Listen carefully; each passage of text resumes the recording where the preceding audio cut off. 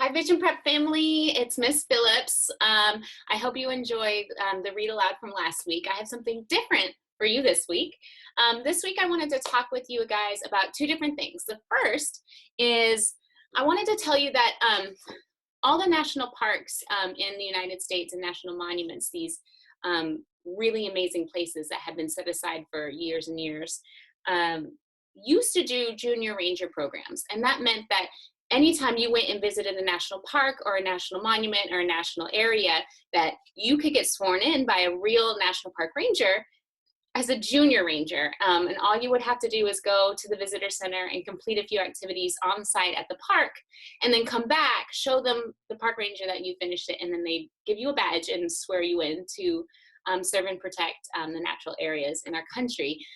Well, we can't do that anymore because we can't go to the national parks, and all the national parks are sort of shut down, just like everything else in the country right now. So instead, what they're doing, and which I think is great, is they're doing a lot of it online, where you can do the activities online, and then you can get a badge, like a pin that you actually get to wear, either online, like they'll give you a sticker of it, you'll get a virtual badge, or like what my kids are doing, other different national parks are doing packets. So you can actually download these packets, these junior ranger packets, and if you complete the packet and then mail it in to that national park or to the address that they give you, they'll mail you back a badge. So my kids are doing this one. It's the junior, I might be backwards, junior paleontologist.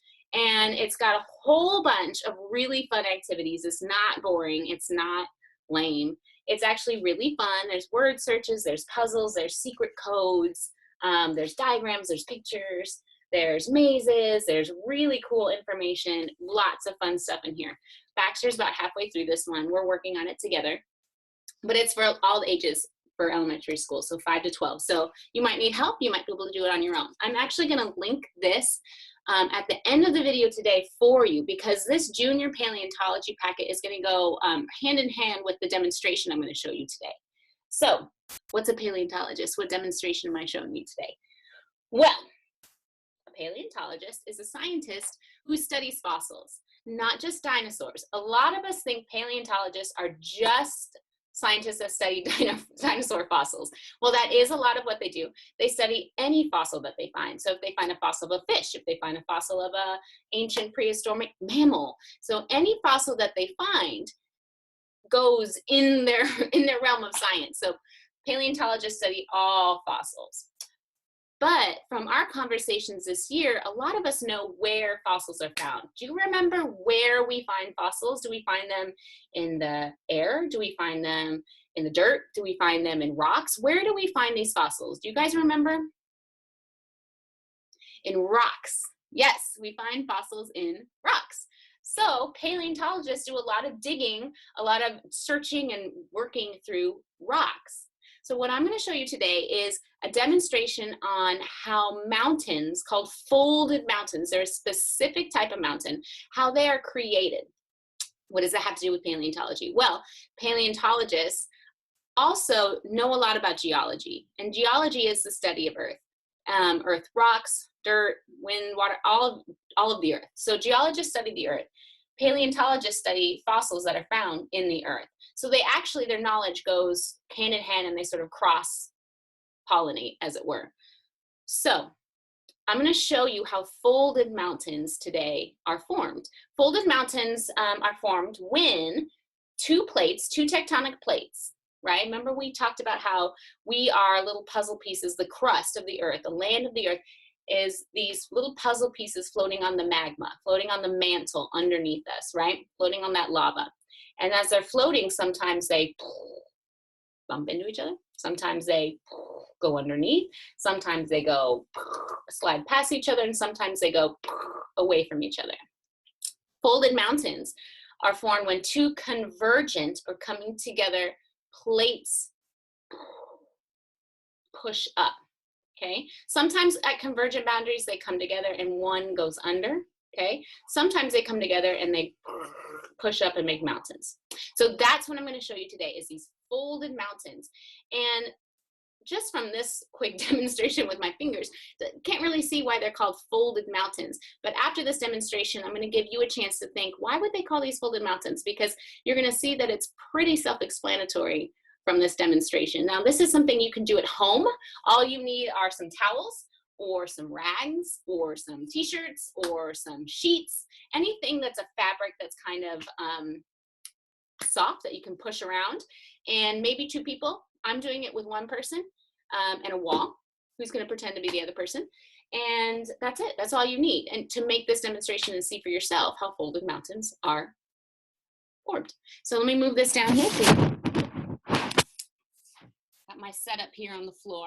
So as you can see, I got one towel already down here. Now this towel is going to represent one rock layer. We know that mountains are made of rocks. Mountains are made of earth and dirt and rock, mostly big giant pieces of rock.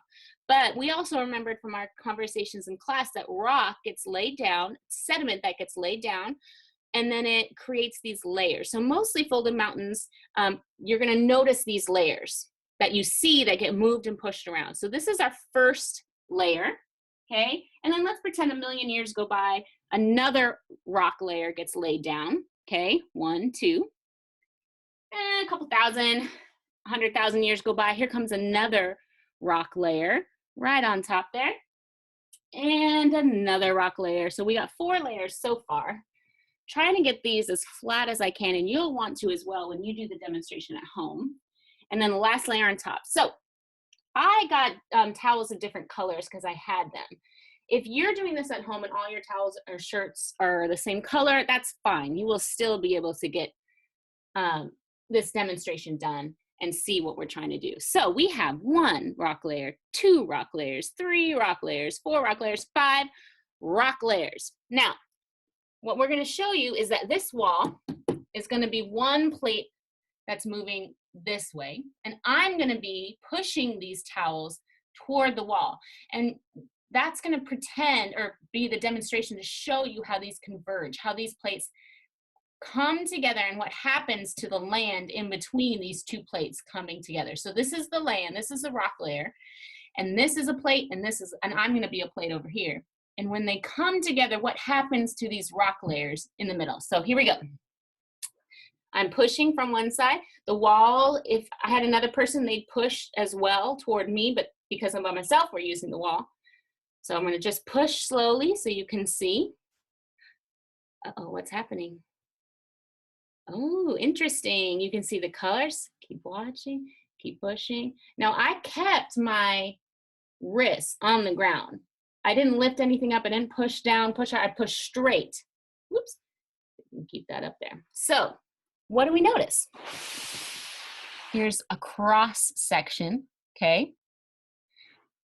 Well, this guy got all wiggly piggly, and all the other layers did.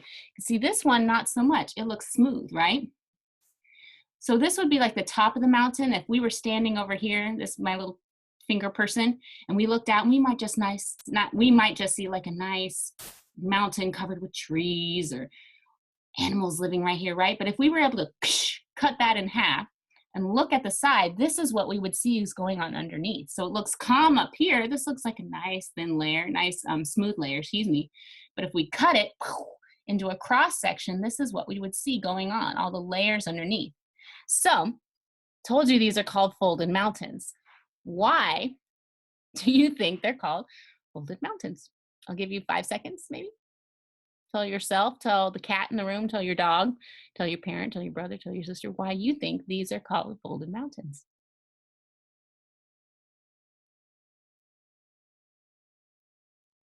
They're called folded mountains because they have these folds in them.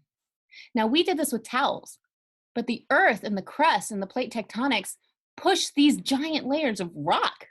They're that strong. So if you were able to cut a mountain in half, and ooh, I have some pictures of those to show you, you would see these folded rock layers.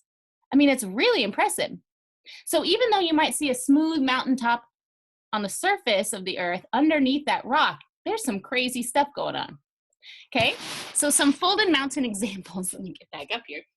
Some examples of folded mountains are the Andes in Peru and in Chile much of the western coast of South America.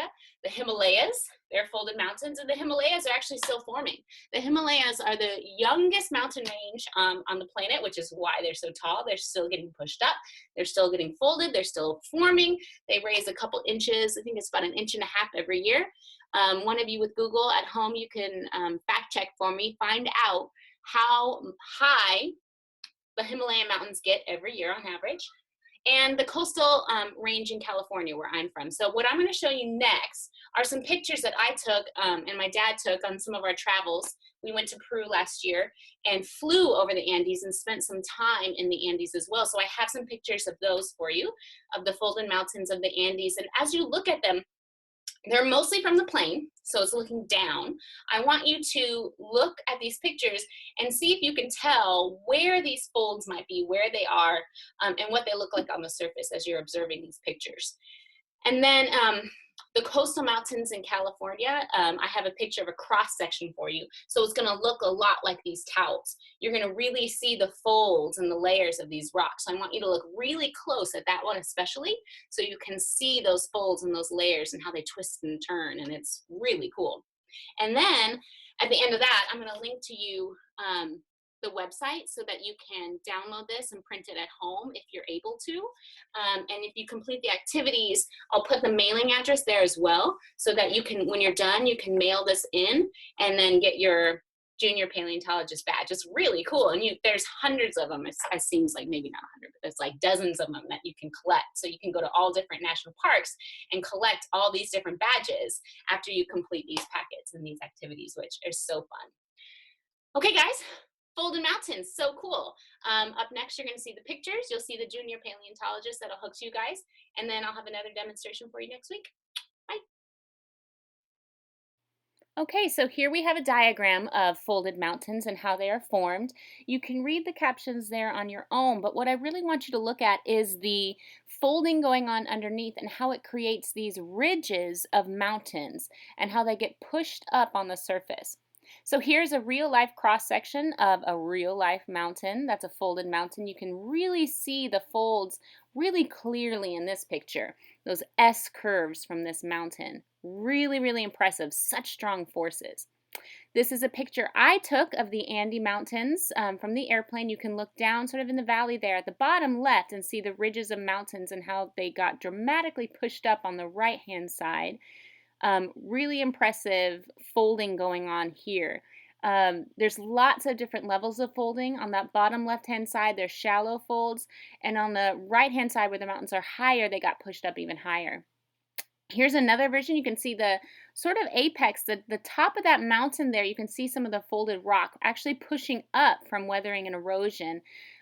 These are the kinds of mountains that we just created with the towels, and if we were able to cut those in half and look at the inside, you'd see those really impressive folds. So folded mountains look like this on the surface and then have all those folds underneath. And then these are the coastal ranges in California. That's me and Baxter and Caroline in front of a cross section where part of the mountain was cut away to build a road. And so we're on the side of the road looking at these folds in the rock. You can see all those really thin layers. That's because these are sedimentary rocks that got pushed up and folded into the mountains. Those sedimentary rocks are layers of mud and dirt from the ocean that got pushed up. In a moment, you'll see a closer up picture of these folds. So here's some smaller folds. They're not like that giant mountain that we saw a couple pictures ago, but these are still folded mountains because we can still see that these rock layers, even though they're small and thin, are still folded and pushed and clumped together to push up to form these mountains. It's really impressive. Look close in there, see if you can see some of these little folds. Okay, and this is the Paleontology Packet, little sneak peek on the inside of the stuff that you're going to see in the packet I'm going to link to for you next, as well as the mailing address so you can mail it in and get your badge when you're done. All right, guys, bye.